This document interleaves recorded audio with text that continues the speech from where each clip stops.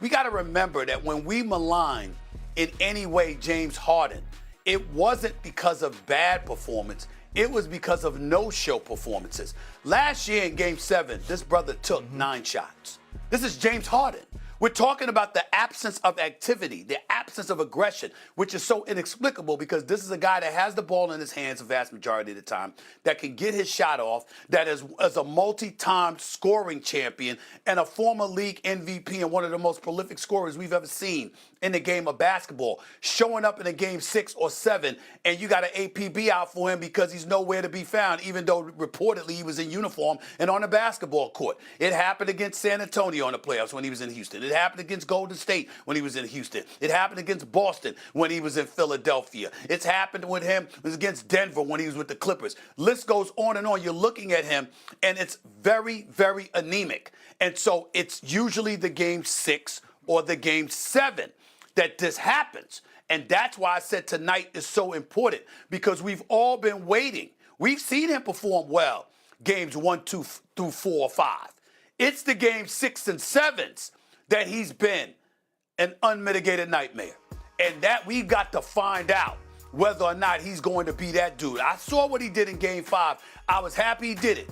What you going to do in game 6? You back in Cleveland. You got an opportunity to close out the #1 seed in the East on your home court after beating them on the road. And you got Donovan Mitchell, Evan Mobley, and Jared Allen, and Max Strus, who showed up the other night with 6 threes to help you out. What are you going to do? We shall see. Right. Beautiful Max Strus. Yeah.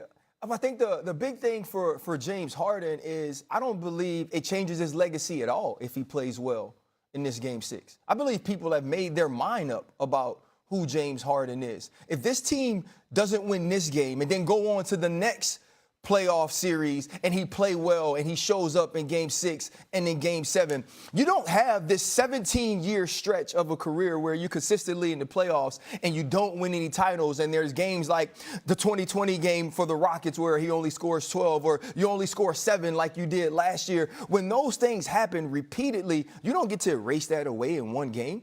You don't get to erase that away in one night. Let's say he does play well tonight and we go into a game 7 because Detroit does win. What would we be saying when the next game comes around? Who is James Harden going to be in this game? Because our experience with you is that when the biggest moments arise, you shrink.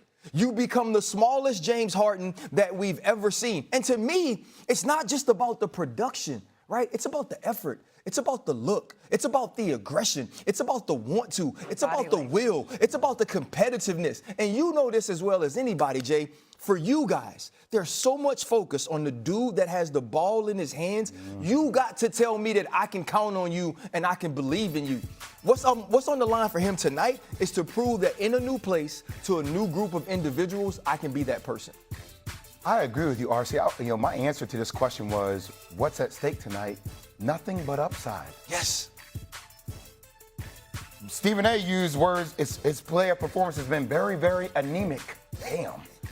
Game 6s and 7 have been unmitigated nightmares. Damn, that's the bar. That's the floor. So if we already know that's the case, if you're James Harden, if you're coming into this, you're like, okay, if I don't play well, y'all just going to keep saying the same old things y'all been saying. But if I play well, then I know I play well, but the goalposts are always going to move. So at some point, if you're a player, you have to understand that, and I kind of made this post the other day, we value greatness by championships. Now, I know that's our standard, right? When we think about the greatest of all times. James Harden is one of the most prolific scorers we've ever seen.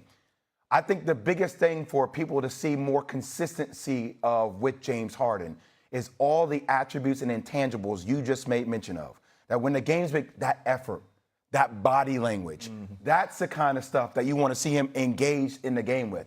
But as it relates to me, RC, like, it ain't nothing but upside for him. Okay. Because people are going to say the things they're always going to say. Hold on. Stephen A., hold on. I feel like everyone's being, I feel like everyone's being a little negative, okay? What do you mean? I feel like it's negative. It's positive. No, I feel like it's all got a negative tone. So you mean to tell me, all three of you kind of are saying similar things, right? Like you think that both of you think the narrative's not going to change. Stephen A. says that it potentially maybe. I said there's only upside. Maybe. So if this guy goes out and balls in game 6, even in a loss, balls in game 7, let's say, I don't care if they win or lose. But he balls out in both of these games, and it's the game is on his back. We can't sit up here and say, like, okay, James Harden's in the right place at the right time. We can't. That's where I was going. That's only upside. I think you will. That's where I was going. Okay. That's where I was going. Because it sounded to me a lot like the mind's already made in everyone's head. Go ahead. But no. Here's what it is. Jay is right in terms of the upside. But, RC, I couldn't disagree with you more. You know, if James Harden goes on a run, and let's say he plays on an elite level in Game 6, Game 7, they go to the conference finals, he does the same thing. He helps them get to the NBA finals, and he performs at an elite level. He is going to be looked at differently. Because how he's looked at right now, this is James Harden we're talking about here. This is a career like 24-point game score. This brother is just lethal. He's elite at his best. He put up 30, he averaged 30 for seasons in the NBA, okay? We know what he did all of those years in Houston. And then he got to Game 6s. In the last 5 Game 6s, James Harden's record is 1-4. He's averaged 16.8 points on 37% shooting and 23% from three-point range. This is James Harden. So we're talking about now. You understand what I'm saying? Game 7s, okay? His last 5 Game 7s, his record is 2-3. He's averaged 14.6 points on 28% shooting from the field and 17% shooting from three-point range. Let me tell you something. It's one thing to have those numbers. It's another thing to exercise the eye test and to see what you're seeing. Literally watching a game and not knowing if James Harden is in it because he's been that quiet, that anemic, that impotent, that non-aggressive, and you look at him and say, what the hell is going on? Where is the guy? Damn, he's been in the game. Damn, he's played 30, 35 minutes. Damn, that he's attempted that many shots. What is he doing? This is what you have asked him for.